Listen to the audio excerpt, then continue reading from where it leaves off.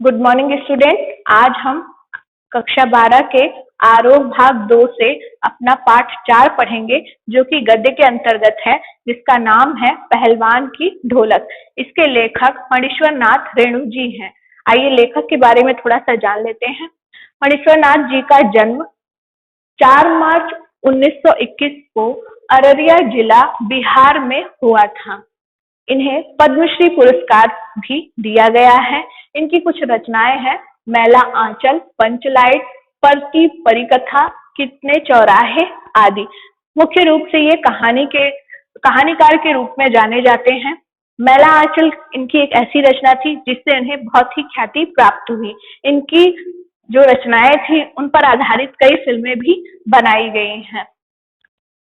आपको और भी बता दूं, आप ये जो पंचलाइट देख रहे हैं, जब आप कक्षा 12 जो यूपी बोर्ड के छात्र हैं, वो पंचलाइट की कहानी को, इस तरह आप यहाँ पर पहलवान की ढोलक का कहानी पढ़ रहे हैं, वैसे वहां पर वो पंचलाइट भी पढ़ते हैं। कौन पढ़ता है? यूपी बोर्ड के जो छात्र हैं। सन 1917 11 अप्रैल 1977 को इनकी जो है पटना में मृत्यु हो गई। वहां पर ही इन्होंने अंतिम सांस ली। अब आते हैं अपनी कहानी पर। हमारी जो कहानी है, जैसा कि नाम से दिख रहा है, पहलवान। ये पहलवान का नाम था लुट्टन सिंह, जिसकी जीने की इच्छा और उसकी जो संघर्ष शक्ति थी, उसी पर आधारित यह आपकी कहानी है। तो कहानी में कुछ पात्र हैं। पहले पात्र देख लीजिए। लुट्टन सिंह, जो कि आपका मेन पात्र है, यानी मुख्य पात्र है, यही पहलवान है। चांद सिंह जिसे शेर का बच्चा भी कहा गया है, यह आपकी कहानी का दूसरा पात्र है, और ये कह लीजिए कि इस कहानी में आया दूसरा पहलवान भी है। श्यामनगर के जो राजा थे, उनका बहुत ही बड़ा इसमें योगदान रहा, क्योंकि उन्होंने लुट्टन सिंह को अपने दरबार में शामिल किया था। अब बात करते हैं राजकुमार की, जो कि राजा का बेटा था। राजकुमार ने क्या किया था? राजकुमार इस तरह से महत्वपूर्ण है कि राजकुमार ने ही राज दरबार में लुट्टन पहलवान का जो पद था उसे छीन लिया था। अब एक अन्य है बादल सिंह चांद सिंह का गुरु था। ठीक है, इस तरह से अब हम कहानी की ओर बढ़ते हैं। कहानी में सबसे पहले परिचय जैसे मैंने आपको बताया, यह कहानी लुट्टन है अपनी कहानी पर।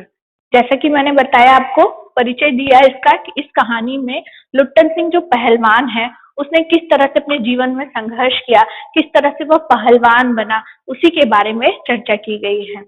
अब पहले आती है महामारी की भयावह स्थिति। आपको बता दूं, जो गांव था उनका, लुट्टन सिंह जहां रह रहे थे, उस गांव में एक बार हैजा और मलेरिया जैसी भयानक बीमारी फैली हुई थी, महामारी फैली हुई थी। जिस तरह से आप जान रहे हैं इस समय कोविड-19 हमारे यहाँ फैला हुआ है, उसी तरह से वहां पर वह बीमारी फैली हुई थी। चारों तरफ सन्नाटा ही सन्नाटा था।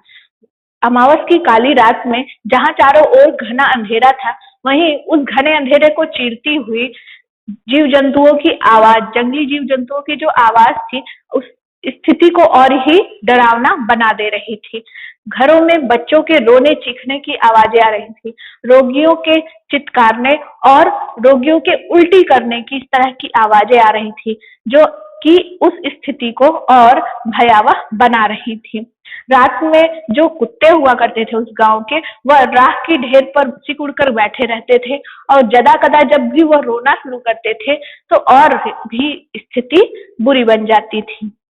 अब क्या होता है? लुट्टन पहलवान की ढोलक। इतने में भी जो लुट्टन पहलवान था, वह ढोलक पर एक ऊर्जा कह लीजिए चारों ओर संचरित कर रहा था। आपको बता दूं, लुट्टन पहलवान ढोलक से इतना ज्यादा जुड़ा हुआ था कि वह अपनी पूरी पहलवानी, अपनी जो पूरी कुश्ती थी, उसको ढोलक की ताप पर ही चलाता था।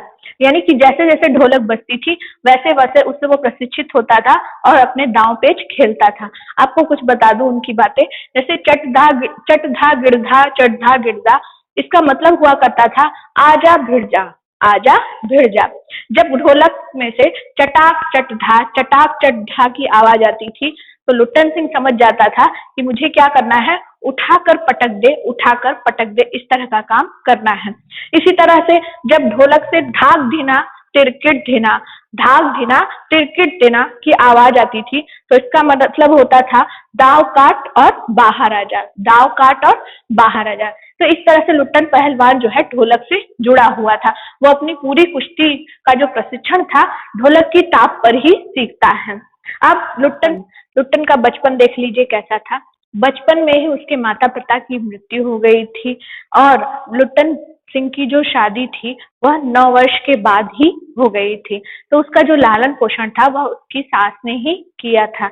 उसकी सास को तो लोग महिला जान करके बहुत सताते थे, इसलिए अपनी सास की सुरक्षा करने के लिए ही वह पहलवानी के क्षेत्र में उतरा और वह पहलवान बना। उसे बहुत तकलीफ बचपन में सहनी पड़ी थी। एक तो गुजारा उसकी सास करती थी, दूसरा वह खुद किसी बात में सक्षम नहीं था। तो बस उसी सब चीजों से प्रेरित होकर के वह क्या बन गया, पहलवान बन गया। अब देखते हैं श्यामनगर का मेला। श्यामनगर के मेले में एक दिन लगा हुआ था, उस मेले में दंगल हो रहा था। उस दंगल को देखने के लिए लुट्टन सिंह भी वहां पर जाता है।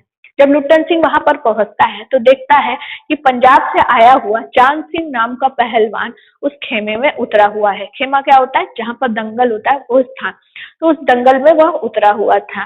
सब उसकी जय जयकार कर रहे थे, उसका नारा था। उसका जो गुरु था बादल सिंह, जैसा मैंने भी आपको बताया, उसका जो गुरु बादल सिंह था वह भी वहां पर उपस्थित था और गर्व से उसकी छाती फूल रही थी कि उसके सिखाए हुए चेले के सामने कोई भी टिक नहीं रहा था। पहलवानी का शौक तो लुट्टन सिंह को भी था, तो वह एक बार अनुमति लेने राजा के पास जाता है और उनसे बहुत आग्रह करता है कि उसे भी यह अनुमति दी जाए कि वह एक बार चांद सिंह के सामने आकर खड़ा हो और उससे पहलवानी लड़े।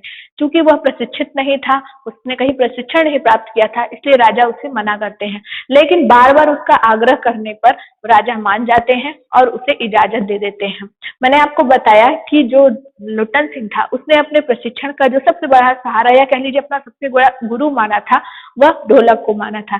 तो ढोलक बजने लगती है और फिर उससे यही आवाजें निकलने लगती हैं, चढ़धा गिरधा चढ़धा गिरधा, चटाक चटकधा चटाक चटकधा, धाक ढीना तिरकिट ढीना, जिसका मतलब था आजा भिड़ जा, आजा भिड़ जा, उठाकर पटक दे, उठाकर पटक दे, चारों खाने चितकर और बाहर निकला। इस तरह का दांव पेच चलता रहता है और बड़ी ही कुशलता के साथ लुट्टन सिंह चांद सिंह को चारों खाने चित करके हरा देता है। जैसे ही वह चांद सिंह को हराता है, चारों तरफ तालियों की गड़गड़ाहट बजने लगती है और उसकी गूंज से समा एकदम अच्छा हो जाता है। फिर क्या होता है, जो श्यामनगर के राजा थे वह उससे बहुत प्रभावित होते हैं और उसे अपने राज दरबार में राज दरबार के का जो पहलवानी वो था अखाड़ा, उसमें उसको शामिल कर लेते हैं। इस बात का विरोध वहां उनके जो मंत्री थे, बाकी जो राज दरबारी थे वो करते हैं। क्यों? क्योंकि लुट्टन सिंह क्षत्रिय नहीं था। लेकिन फिर भी राजा किसी की बात नहीं सुनते और उसे अपना लेते हैं और अपने राज दरबार में शामिल कर लेते हैं।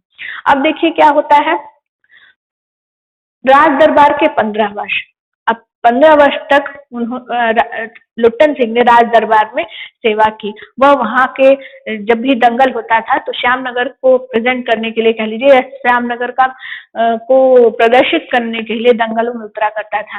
राजा की अनुमति के बिना किसी को भी इजाजत नहीं थी कि वह किसी से भी जाकर भिड़े या कोई उससे जाकर के पहलवानी लड़े। जो लुट्टन सिंह था वह गांव के एक नवयुवक की तरह मस्त, हमेशा मन मस्त होकर रहता था। क्या कर लेता था वो आपको बता दूं, ढेर सारे रसगुल्ले वो एक बार में खा जाता था। भारी भरकम शरीर तो था ही, लंबा सा चोला पहन करके, लंबा चोला मतलब ऊपर से नीचे तक पहने जाने वाला वस्त्र, ऐसा चोला पहनकर मदमस्त हाथी की तरह आंखों में चश्मा लगाए सीटियां बजाते हुए मेले में घूमता रहता था। चारों तरफ कुछ उसका ऐसा ही नजारा दिखाई पड़ता था। दंगल में उससे लड़ने की हिम्मत बड़े बड़े जो पहलवान हुआ करते थे उनकी नहीं होती थी। क्यों? क्यों कोई भी उसके आगे टिकता नहीं था। अब आगे क्या होता है, राजा की मृत्यु।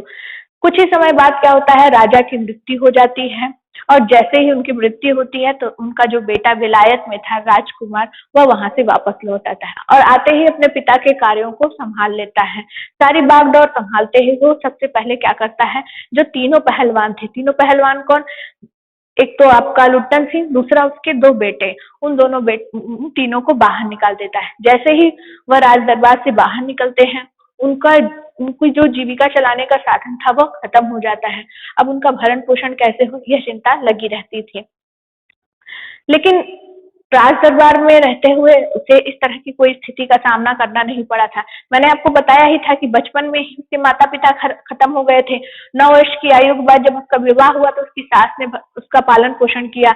जब वो लगभग 15 साल आपके राज दरबार में रहा, उसी के दौरान उसकी सास की भी मृत्यु हो गई थी और उसकी पत्नी की भी मृत्यु हो गई थी। उसके साथ सिर्फ उसके दो अपने बेटे बचे थे, जिसे वो भी दांव पेच सिखाता था पहलवानी के। लेकिन जब उन्हें राज दरबार से दिया गया तो उनको जो खाने पीने की दिक्कत हो रही थी, उसकी वजह से वह दिन ब दिन उसकी जो जिंदगी थी वो दयनीय होती जा रही थी। फिर क्या होता है देख लीजिए। लुट्टन का अंतिम समय, किसी तरह जीवन चलता रहता है और फिर एक बार क्या होता है कि हैजा और मलेरिया जैसी भयानक महामारी पूरे गांव को अपनी चपेट में ले लेती है, चारों तरफ फैल जाती है। उसके प्रभाव से लुट्टन सिंह भी प्रभावित हो जाता है, वह भी अछूता नहीं रहता है। सबसे वह पहले बीमारी उसके दोनों बेटों को निगल जाती है, यानी उनकी मृत्यु हो जाती है। इतने में भी जो ढोलक की ताप थी, ढोलक बजाने की जो आवाज थी, वह लुट्टन सिंह को प्रेरित करती रहती है। लुट्टन सिंह उसी में अपने को ऊर्जावान बनाता रहता है, यानी खुद अपने अंदर ऊर्जा का संचार करता रहता है और कहीं ना कहीं उसकी उस ढोलक की आवाज से गांव वालों के अंदर भी एक ऊर्जा बनी रहती थी, एक चेतना बनी रहती थी। लेकिन एक दिन क्या होता है, आवाज नहीं आती है। लोग जाकर के उस झोपड़ी में देखते हैं तो वह वहां पर मृत पड़ा रहता है। उसकी इच्छा थी कि वह कभी जब दंगल के क्षेत्र में अपने पहलवानी शत्रु के सामने चित नहीं पड़ा तो उसकी चिता पर भी उसे चितना लटाया जाए।